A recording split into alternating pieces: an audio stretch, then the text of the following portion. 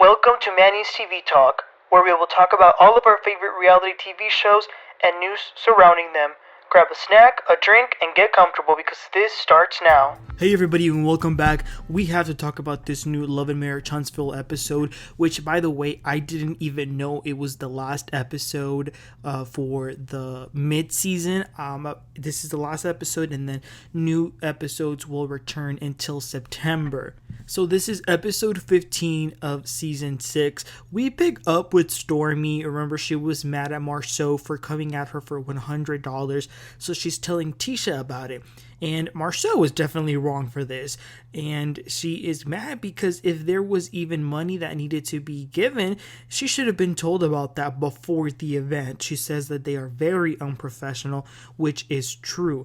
I do think she was being a little bit over dramatic though. I mean, she was saying like, don't ever play with me like that again in your life. And I was like, Stormi, stop. It's not that serious to you for you to get that mad.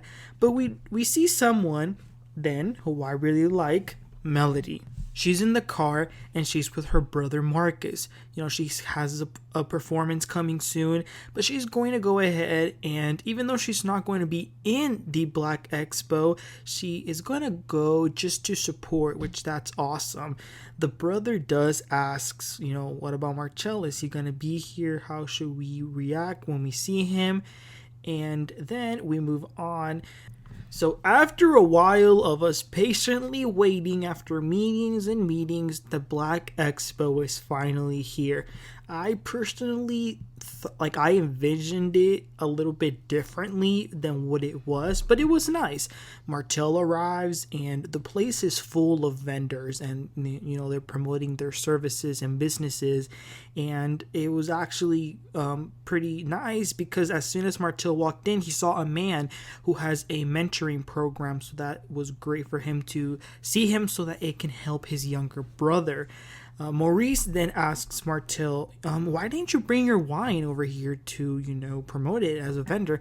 And Martell says, to be honest with you, I didn't want to be selfish. But Maurice thinks that it's because Melody was always the one that was like the brains behind the marketing. And some people on social media were saying Martell wasn't promoting any businesses because he doesn't have a business. But then Tiffany and Whitlow arrive. Martell asks, hey, are you guys going to be speaking? And Tiffany is like, no, I didn't even know about this until 2 days ago. And just the way she said it, I was like, oh boy, she's going to make a big deal out of this. I already know it. And then Martell finally sees Melody's brother. They are cordial to each other, but the brother goes into it right away and says, what can you guys do to have a better situation?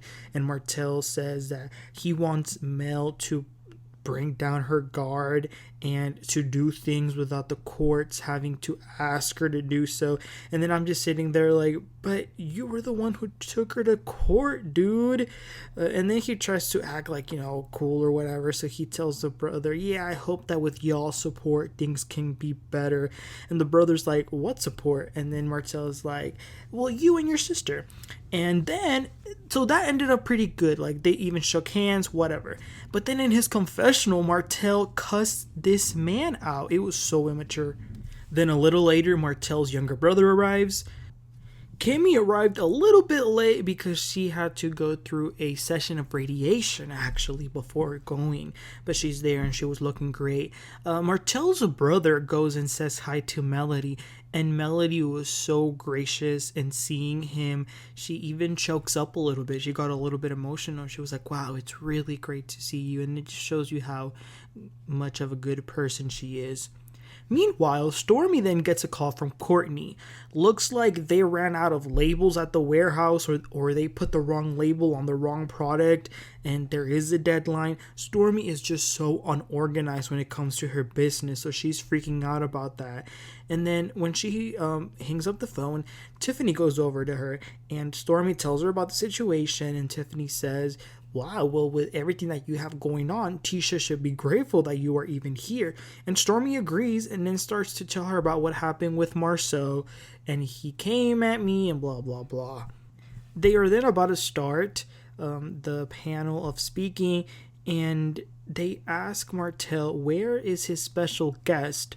Shari, but she was in California. She didn't go, and he actually sounded like a little bit jealous, saying like, oh, she hasn't been answering, maybe she's with another man. But then they go behind the stage, about to go, and Martell sees that Melody is sitting in the audience. And then he starts saying, well, why isn't Melody speaking? If she's not speaking, I don't want to speak. I'm nervous. He starts to have a tantrum. And little do they know that the whole audience could see their shadows through the projector thingy. That was so embarrassing. But they managed to talk about it, and they walk onto the stage finally. They have some couches, and it's sort of like a reunion setup, if you will. Maurice, Kimmi, Marsau, Tisha, Stormi, and Martell. And then there's a lady in the middle asking questions about business, and they all answer. And overall, it went pretty well. Then they also had a Q&A. Someone did ask a question about venture capital, and Marsau totally stumbled on answering that. And I think Tiffany threw a little shade on her confessional, saying like, oh, I could have answered that better. And you guys, that was it for the Blaque Expo. I think this expo was fun. I certainly would have attended if I lived over there. It wasn't perfect or the best expo I've seen ever, but I would definitely give it a B+. So it's days later, and we see a scene with Stormi and Courtney in bed. He asks, how did the expo go? And she says, Marsau made it weird for me. He asked for money. And then I'm just like, wow, she is really, like taking this to another level. And you know what, even to a certain extent, okay, that's fine. She told them how she felt, but then this is where the pot stirring comes in. Stormi says to Courtney, you want to say something to him? Why? Why Tiffany the second? Why should he have to say something to him? But then they do talk about something pretty serious and important, and which is about, her having another child. Courtney didn't want to because he shares why. He truly was scared because when she had her first child, he saw how much she was bleeding and how much of the pain it was. So he would never want her to go through that again, which is very serious, and I totally understand it, and I do think this is something that needs to be talked about much more. And he also says that he doesn't want someone else to carry his baby, but he is now open to that idea. And she's very happy to hear that because she did want to have a surrogate. So that's good. Hopefully they will have another baby. And then let's talk about this last scene of the episode. Wow. So it's all the women of the show, except Mel, of course. They're going to a lunch that they were invited by Tiffany. And they sit down, and right away, Tiffany brings it up. She says that she felt left out. Kimmi says, you were not left out. Most certainly not. But Tiffany says, I feel like I could have answered so many questions about business, but I wasn't invited. And then Tisha is messy. She says, well, to be honest, I didn't even know what you did until recently. And then she said that she was like, I didn't even know what your job was. But then this woman, Stormi, brings up the money thing yet again. Oh my god, I'm getting so tired of it. And she was saying it again, that she didn't like how Marsau approached her. And Tisha says, okay, I totally understand that, but if I'm gonna be honest, I didn't even like the way that you were speaking to him. So that made Stormi really mad, and she's like, you don't tell me how I should react when your husband comes over here and talks to me. And Tisha's trying to talk to her and be like, I understand. I'm not saying that you don't have a right to, act like you do or you don't. I'm just saying I thought you shouldn't have talked that way to my husband, just like if it were the other way around. If we are friends, I would want you to tell me that you don't like how I acted in front of your husband. But Stormi was really antagonizing Tisha. I gotta say, she was just saying so many patronizing thing like, oh, are you upset? Are you gonna get activated? And then Tisha was like, no, the old Tisha would have jumped through this table. And Stormi was like, well, then do it. And Kimmi had to step in and was like, stop doing that.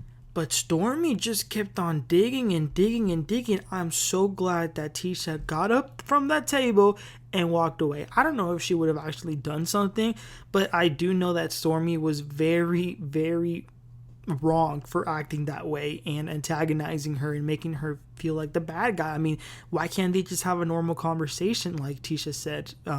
Stormi is very dismissive and like she's really passive aggressive as well. And I also gotta say, another problem that I have with this show is that why do the women feel like anytime they have an interaction with one of the men, their husbands have to get involved? Like, because even in this argument, Stormi was saying to Tisha, I am never going to change. I don't care where I am. I'm going to react the way I'm going to react. So if you don't have a problem reacting and putting Marsau in his place, rightfully so, by the way, why do you have the need to then go tell your husband to go talk to Marsau about it? I mean, if you don't want to deal with a man, then don't deal with him. That's the only problem that I have with that.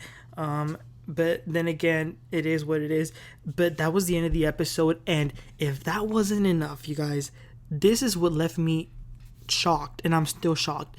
When the episode ended, we saw the trailer for the second half of the season, and it's going to be crazy because Keke is going to be a very important part of the season. She is going to go through some trouble. Apparently they were asking her to be arrested, and Melody is going to come in here talking about, ooh, did Tisha reach out? And Keke's going to say no. But then, ooh, this is the most, like, I literally, my jaw fell when I saw this.